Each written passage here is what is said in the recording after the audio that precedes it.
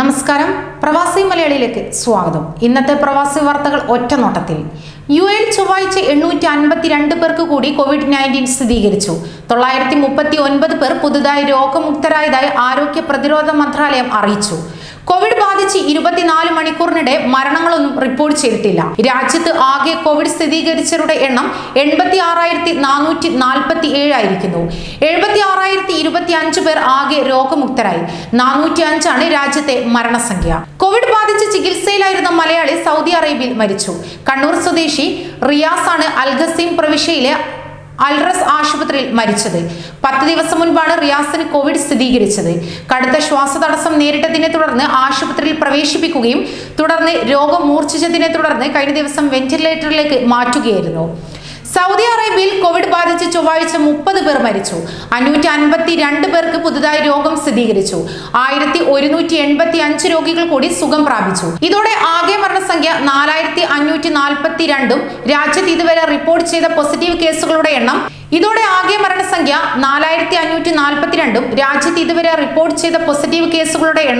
3,30,798 ആയിരിക്കുന്നു. ഇതിൽ 3,12,684 കേസുകൾ രോഗമുക്തി നേടി.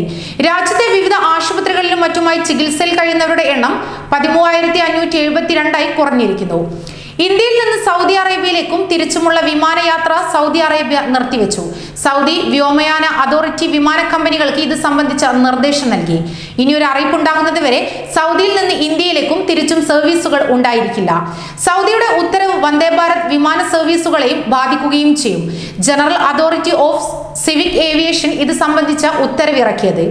ഇന്ത്യയിൽ കോവിഡ് കേസുകൾ വലിയ രീതിയിൽ ഉയരുന്നത് കണക്കിലെടുത്താണ് ഇന്ത്യയുമായുള്ള വ്യോമയാന ബന്ധം താൽക്കാലികമായി നിർത്തുന്നത് എന്ന് സൗദി അറേബ്യ വ്യക്തമാക്കി. മൂടൽമഞ്ഞിനെ തുടർന്ന് അബുദാബിയിൽ 2 ബസ്സുകൾ കൂട്ടിയിടിച്ച് 3 ഏഷ്യൻ വംശജർ മരിച്ചു.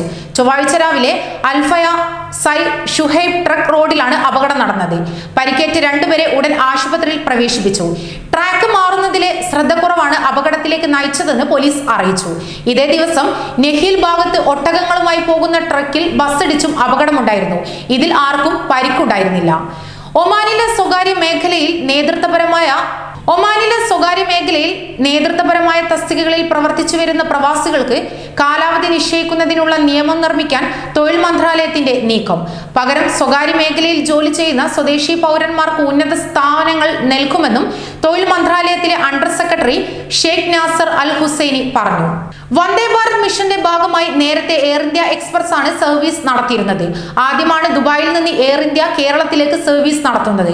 അടുത്ത മാസം 4 മുതൽ കേരളത്തിലെ വിവിധ വിമാനത്താവളങ്ങളിലേക്കാണ് സർവീസുകൾ. 330 ദിർഹം മുതലാണ് ടിക്കറ്റ് നിരക്ക്. ഒക്ടോബർ 4, 11 തീയതികളിൽ കണ്ണൂർ, 5, 12, 19 തീയതികൾ കൊച്ചി, 6, 13, 20 തീയതികളിൽ തിരുവനന്തപുരം, 7, 14, 21 തീയതികളിൽ കോഴിക്കോട് എന്നിവിടങ്ങളിലേക്കായിരിക്കും സർവീസുകൾ ഉണ്ടായിരിക്കുക.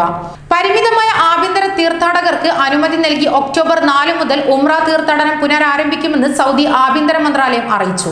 ആദ്യഘട്ടത്തിൽ രാജ്യത്തിനകത്തെ പൗരന്മാരും പ്രവാസികളും ഉൾപ്പെടെ ആഭ്യന്തര തീർത്ഥാടകർക്കാണ് അനുമതി നൽകിയത്. ആകെ ശേഷിയുടെ 30% അനുമതി നൽകുക.